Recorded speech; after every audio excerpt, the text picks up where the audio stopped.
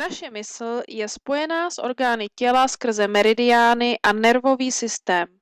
Proto naše tělo a orgány v něm reagují na naše myšlenky. Negativní myšlenky způsobují negativní pocity v těle a orgány na tyto podněty reagují například stažením buněk, zpomalením nebo zrychlením své funkce a podobně. Jak emoce způsobují nemoce? Dnes je všeobecně známo, že stres je původcem mnoha potíží a nemocí. Podívejme se tedy zblízka na to, co je to stres. Jestliže jej zažíváte, pak si uvědomujete, že cítíte nepříjemné pocity a máte myšlenky, které vám způsobují nepříjemné emoce. Cítíte je v těle, prožíváte svůj stres skrze vaše orgány. A co se děje uvnitř orgánů, když se takto cítíte? Vaše orgány jsou složeny z hladkého svalstva, které nelze kontrolovat vědomě. Určitě si neřeknete, že teď se vám sevře například u tlustého střeva 8. smyčka nahoře zleva. Toto je činnost, kterou řídí vaše podvědomí automaticky a vědomě nelze toto kontrolovat. Na co ovšem reaguje naše podvědomí i naše hladké svalstvo, to jsou pocity, které prožíváte. Stres uložený v hladkých svalech cévního řečiště může v hlavě vyvolat bolest či migrénu, zatímco stres uložený v hladkých svalech dýchacího ústrojí může přes cesty plicních drah produkovat astma. Stres uložený v hladkých svalech zažívacího ústrojí pak může způsobovat trávicí problémy. Stresové reakce těla oslabují celkový imunitní systém. Podle biologických zákonitostí doktora Hammera a jeho germánské nové medicíny je na počátku našeho onemocnění vždy nějaká konkrétní nepříjemná stresující událost, která způsobí změnu na 3 úrovních současně. V mysli začne se nám jevit okolní svět jako nepřátelský nebo nebezpečný a sami v té situaci vnímáme spíše jako oběť. V mozku se na konkrétní oblasti odpovídající určitému orgánu a konkrétnímu emočnímu tématu vytvoří zápis, podobně jako na programování v počítači. A protože mozek řídí naše orgány, okamžitě se stres přes neuronovou a meridiánovou síť začne projevovat i na konkrétním orgánu v těle. Do jaké míry se nemoc projeví a s jakou intenzitou určuje kromě jiného též intenzita prožívaného stresu. Čím větší trauma, tím závaznější změny na orgánu nastanou. Dalo by se očekávat, že po uklidnění situace a když pomine stres, že by měla nemoc ustoupit.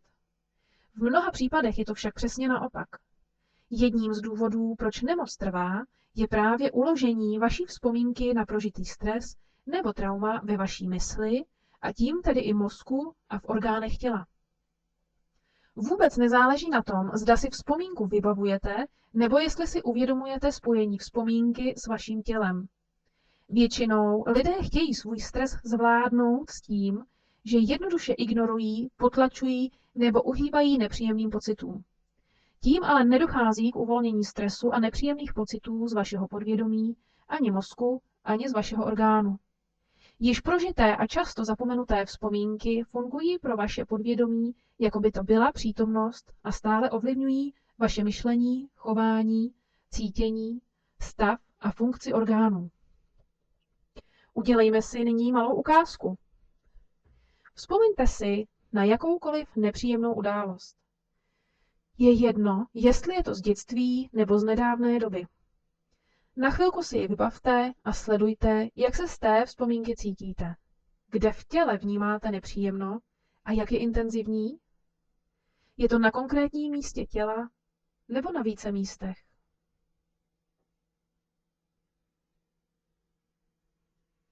Projevy při vzpomínce jsou u každého člověka a s každou vzpomínkou různé. Možná se vám změnil tlak, vystoupily vzteky žíly na krku, stáhlo se vám hrdlo, píchlo vás v břiše, nebo cítíte tlak a bolest v zádech, či se vám zatmělo před očima, nebo se cítíte jinak, nepříjemně po těle. Je spoustu projevů a můžete je vnímat jakkoliv. A možná znáte a používáte rčení, která vystihují vaše pocity. Leze mi krkem, leží mi v žaludku, mám toho už plné zuby, podlomilo mi to kolena, Vrazili mi kudlu do zad. Tato rčení nejsou náhoda a opravdu vystihují to, co prožíváte na úrovni psychické i fyzické. Co způsobuje, že vzpomínku cítíme právě v tomto místě a ne v jiném? Možná již začínáte tušit nebo vidět souvislosti. Vaše vzpomínka není jen vzpomínkou. Je to zároveň informační a energetická jednotka. Ta situace, na kterou vzpomínáte, se neděje teď. Přesto z ní všechno to nepříjemno cítíte ve vašem těle, ve vašich orgánech, jako kdyby ta situace probíhala právě nyní. To, co jste prožili, se uložilo ve vaší paměti, ve vašem podvědomí a ve vašem těle. Proto jste schopni ji stále cítit, jako kdyby byla živá, jako kdyby se jednalo o současnou událost, i když víte, že je to již dávná minulost. Vzpomínky, které jste už i zapomněli, mají stále svůj negativní náboj, jsou tedy živou, informační a energetickou jednotkou. Stejně jako v počítači, když uložíte program, který se pak již automaticky aktivuje a pracuje za vás. A váš systém, mysl, vědomá i nevědomá, mozek, neuronová síť a energetická síť meridiánů rozvádí informace a negativní energii z uložených vzpomínek a emocí do těla, do vašich orgánů přesně podle daných pravidel. Váš stres, vaše emoce a vše, co jste prožili a prožíváte, se neustále propojuje s vašimi orgány. Proto rčení i vaše vzpomínky vypovídají o tom, jaké situace si ukládáte do konkrétních míst a orgánů v těle. Není teda náhoda, proč onemocní jeden orgán a jiný ne. Má to své přesné zákonitosti. Jestliže například zažijeme něco, co se nám nechce přijmout, nechceme to vstřebat, strávit, leží nám to v žaludku, pak je logické, že máme potíže s trávením. Naštěstí EFT je zkratka z amerického Emotional Freedom Technique, neboli česky techniky emoční svobody, umí tyto stresy a nepříjemné emoce ze vzpomínek rozpustit. Již víte, že konkrétní emoční situace způsobuje začátek nemoci, tedy skutečnou příčinu nemoci. EFT je jemné poklepávání na určité body na těle, které působí na meridiánovou síť, stejně jako akupresura bez jehel. Skvěle rozpouští negativní emoce z vašich vzpomínek, z vaší mysli i z vašeho těla. Díky propojení působení EFT na 3 úrovních současně, psychologické zaměření na vzpomínku, tedy příčinou událost, zapojuje mysl. Současné poklepávání a akupresura zapojuje meridiánovou a neuronovou síť, tedy i mozek, a vše se to děje přes vaše tělo.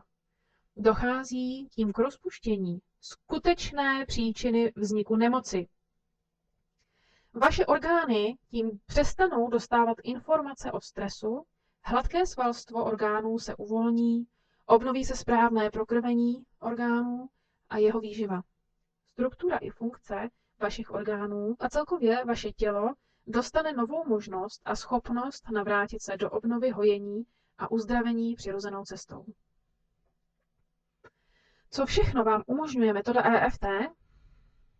Můžete si s ní nechat pomoci terapeutem od vašich potíží, nebo se můžete tuto metodu naučit pro sebe či ostatní.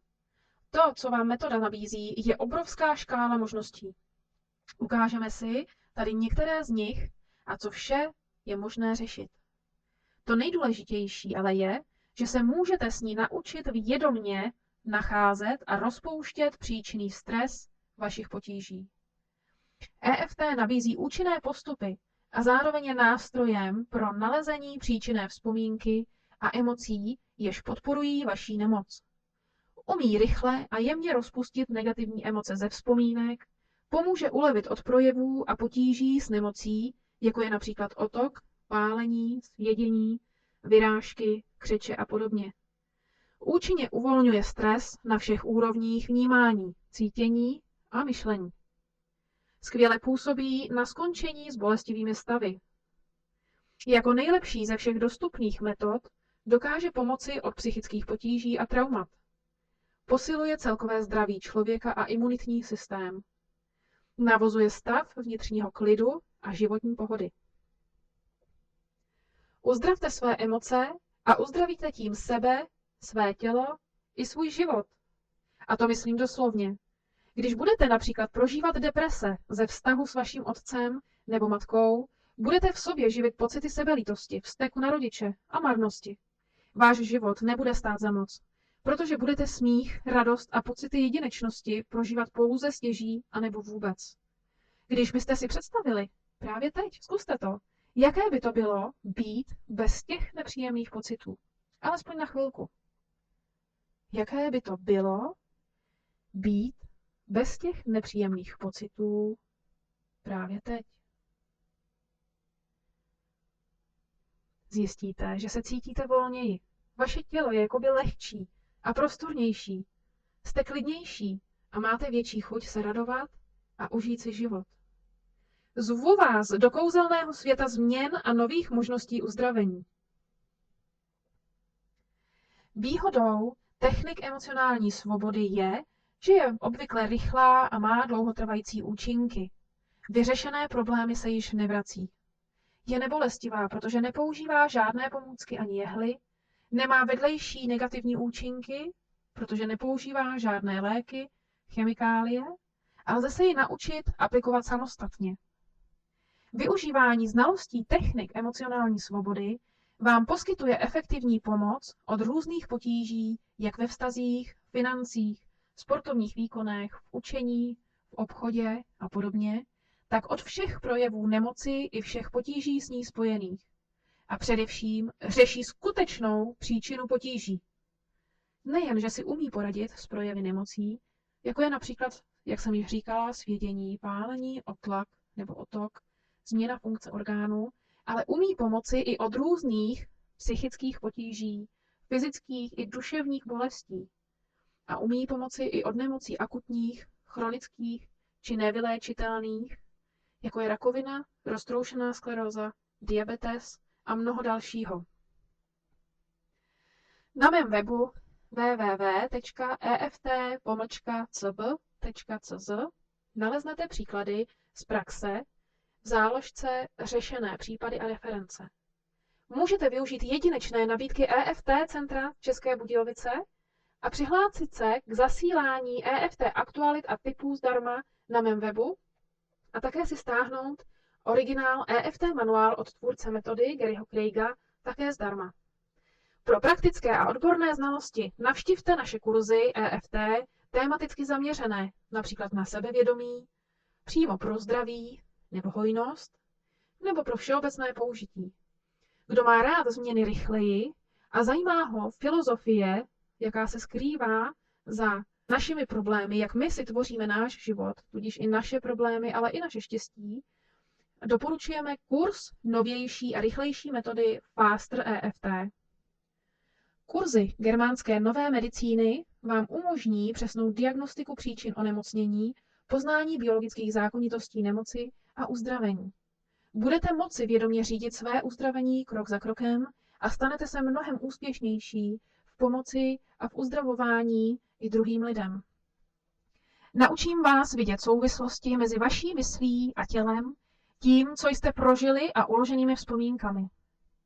Budete vědět, jak najít skutečnou příčinu vašich potíží i nemocí. Už vám nic nemusí lézt krkem nebo vás tížit 20, 30, 50 let jako balvan na prsou. Nemusíte už trpět. Přijďte se k nám naučit tyto skvělé metody, abyste byli skutečnými pány svého života, svých pocitů a svého zdraví.